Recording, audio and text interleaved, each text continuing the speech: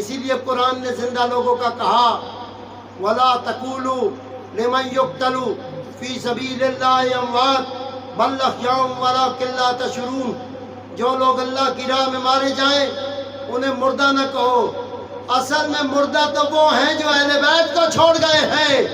وہ مردہ نہیں ہے جو اللہ کی راہ میں مارے گئے ہیں۔ اب آپ نے اپنے آپ کو ان کا مرید بنانا ہے جو آج بھی موجود ہیں، جو کل بھی موجود ہوں گے، جن پر موت نہ آئے گی۔ بل احیاء ولکن لا تشعرون، انے بن کے ان کو مان لو، بے شک وہ نظر نہ آئے، خدا بھی تو نظر نہیں آتا، مان لیا، رسول بھی نظر نہیں آتے، مان لیا، کتاب اترتے ہوئے نہیں دیکھی، مان لی، آخرت قائم ہوگی،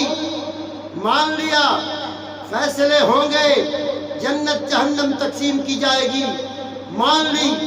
نہ جنت دیکھی نہ جہنم دیکھی، مان لیا، تے کل چلیا، اتنا کچھ من گئے ہیں، تے کیوں نہیں مننا ہے کہ جن کے واسطے کائنات بنی ہے وہ محمد رسول اللہ ہیں، اور جن کی بیٹی کی جو جاگیر ہے وہ جاگیر جنت ہے،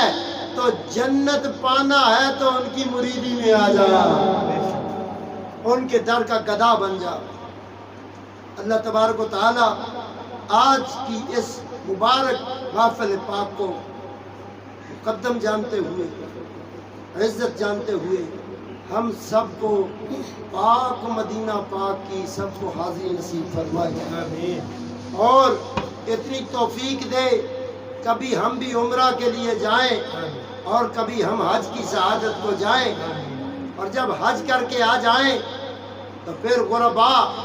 مساکین، یتاما، صلحاء، اتقیاء، اسیروں، بیماروں، محتاجوں، تنگ دستوں کے کام آئیں، حج تے حج نہ ماریں، حج تے حج نہ ماریں، بلکہ اپنے اندر کا حج ماریں۔ وہ جڑا بہو پھن پھن کر کے آندا ہے شیطان، حج بعد میں، او حج پہلے، حج مارو اساں، شیطان مار دو تو ایک حج بھی پاورفل ہے،